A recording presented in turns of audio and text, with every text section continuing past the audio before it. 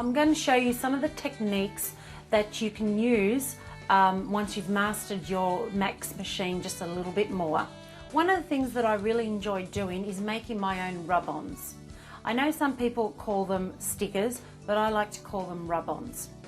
So what we use is some vinyl, just some self-adhesive vinyl, and you also need a pricky tool, which I just find really easy to help me with the application of the vinyl.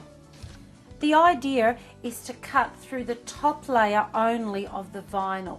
If it accidentally goes through the back as well, it's no big deal, but it's easier to apply if you've just cut through the top layer. Once you've done that, you peel away what you don't want. Now this stuff here, the vinyl, is really sticky. So then what you do, using your tool, is take away the pieces that you don't want. Depending on your design, you might just have to take it a little bit slower.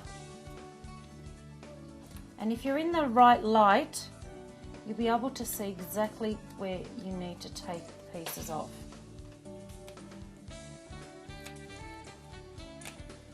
These are great because you can do any shape that you can download off the internet, that you can scan in.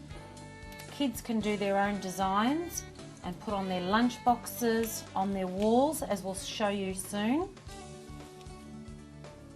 let alone for scrapbooking and card making. Now once I've taken all the pieces that I don't need out of my design, this is now ready to be transferred. Now as you saw, the vinyl is very sticky. If I tried to take that off with just my fingers, it would warp and just bend out of shape. So I find low tack tape the best application method. It has to be low tack so that it doesn't stick anywhere but where you want it to stick. So what we do is completely cover the design in the low tack tape. Then using whatever you've got available, the back of a spoon, I just use my scissors even, just rub over the design.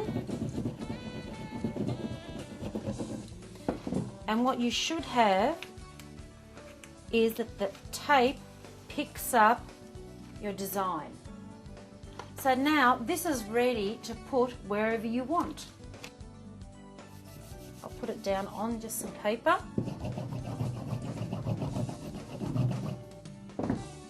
And then peel away each piece of tape. And as you can see, it hasn't stuck to my paper. That's what you want.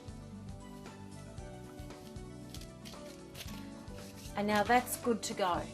You can use these and stick them on kids' walls, their names, as I said, lunch boxes, or I have samples here of some scrapbooking pages that I've made using the rub-on method. And as you can see, the writing is quite delicate and intricate, and the machine handles it no problem. Here's some samples that I've made up using a font, but this font happens to be pictures, and they're pictures of well-known faces. And as you can see, the detail is amazing cut out of the vinyl. Another technique that I love to use using my computer cutter is jack paper. It can come single-sided, but we have the double-sided one. So basically it's 2 layers of paper and 1 layer of sticky in the middle.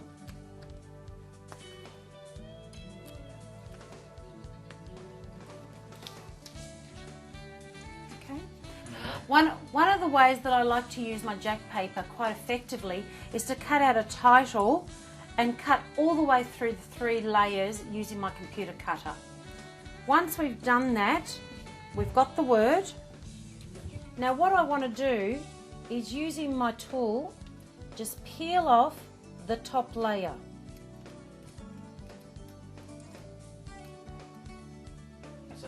So now what I've got left is 1 paper backing and 1 sticky layer on the top. So what I'm going to do with a sticky layer is just choose some a glitter colour that you want. A fine glitter is preferred. Just put it all over the word. And it does look like you're using a lot, but most of it will go back in the jar. Just pat it down. What I sometimes do, depending on where you're going to put your word, if you put it into an album, sometimes you find that the glitter does come off a little bit with the rubbing of the pages. Just a light spray of hairspray, just a light coating of hairspray will set it. Once I've done that, it's a matter of just peeling off the back.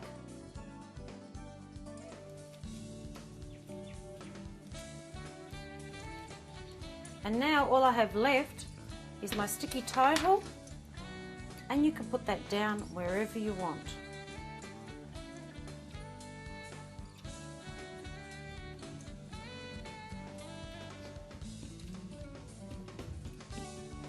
Here are some examples that I've used the jack paper for with the glitter. Another way of using your jack paper, you don't have to use a cutout word. Just take a shape of the jack paper. So now I've got my sticky side.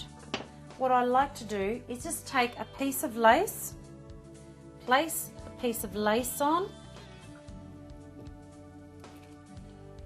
and choose a glitter. If you're going to do darker and lighter glitter colours, I usually put the darker one on first. Once that's done, peel off the lace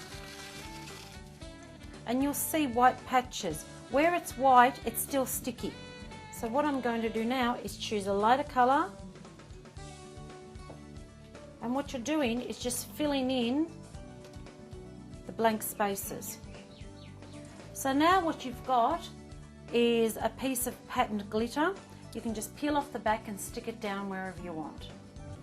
Some of the other materials that we found that the MAXX can cut quite easily are, for example, stiffened felt. You can also cut your magnet material. One of the other things that you can cut out is our stamping material. Peel off one layer, keep the backing sheet on and secure it firmly to your carrier sheet using once again your low-tack tape.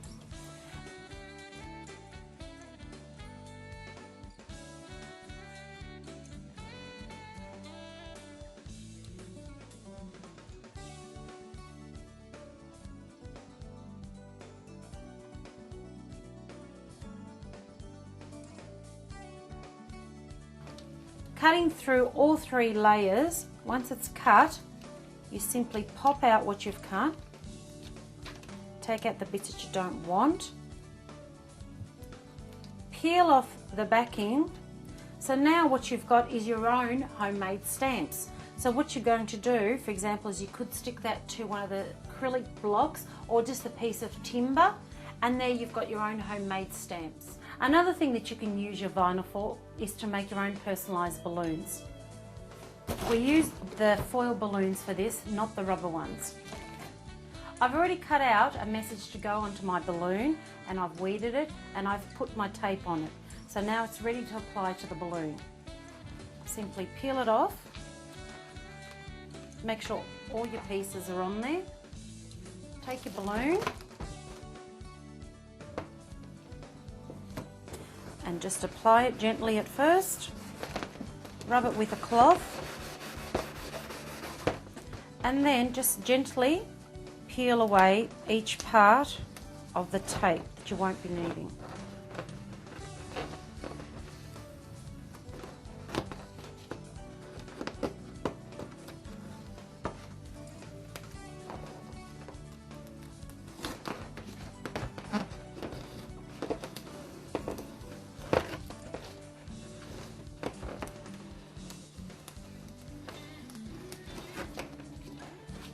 Then just gently with a cloth, make sure that it's all stuck down. And there you have your personalised balloon. Oh, yeah.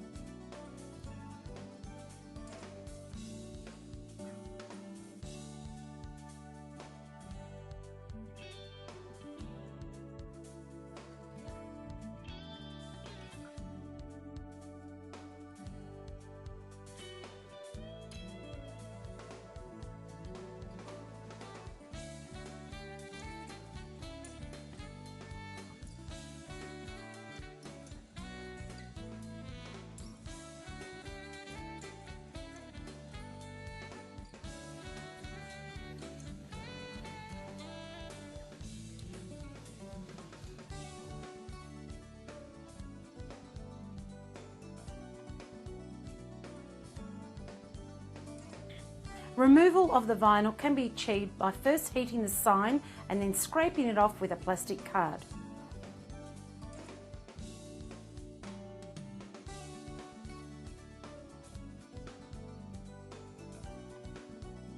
What I love about the MAXX is that the pen holder allows me to use different sized pens and pencils and markers to draw. We put in a glue pen now and we're going to try and glitter it up.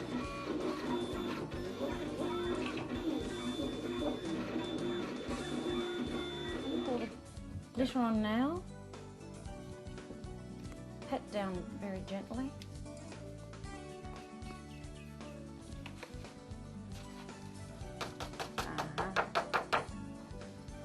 Now I would wait till that's completely dry and then just run a soft brush over it just to get all the extra bits off. I'm now going to cut out our t-shirt vinyl. You'll notice that one side is highly shiny, the other side is dull. What you need to do is when you're cutting it out is put dull side up because that's the side that we need to cut. You use the same method that we did for our self-adhesive vinyl where we only want to cut out the top layer, and that will make it easier to apply and to iron onto our t-shirts or whatever we're using. Now that our design is cut out, I'll show you how to apply it. So as not to waste too much of the vinyl, I'll cut a rough shape around my design and that's left over now. Then, as we did with the stick-on vinyl, we need to just weed or take out the excess that we don't want.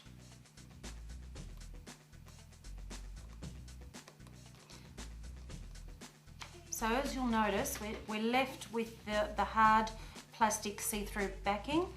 We just get rid of all the top layer.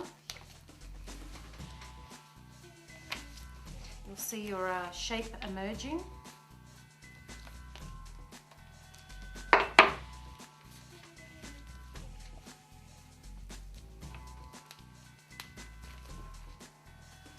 Some of the middle bit here.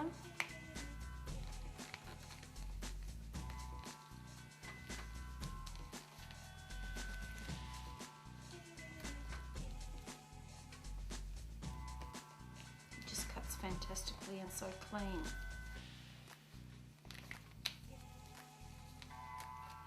Okay, so this is our leftover bits. Have my design, have my t-shirt, hot iron, no steam. Flatten it out a little bit. Here's my design. So we've got the dull side, position where you want it. I put just a piece of fabric over the top. Now you have to have it, as I said, hot iron, no steam, for 30 seconds. Depending on the size of your shape, you'll have to perhaps move the iron around and leave it on each section for 30 seconds.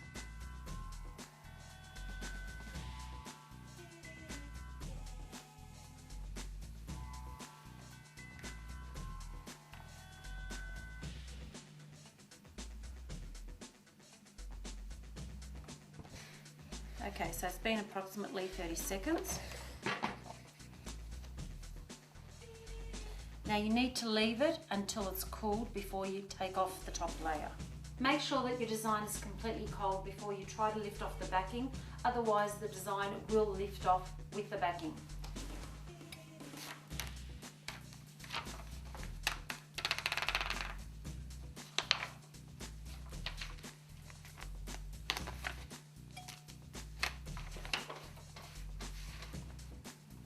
There you have it. So now that I've shown you just a few ways that you can use your MAXX, I hope that you found it inspirational, and don't forget, we're only a phone call or an email away if you have any problems.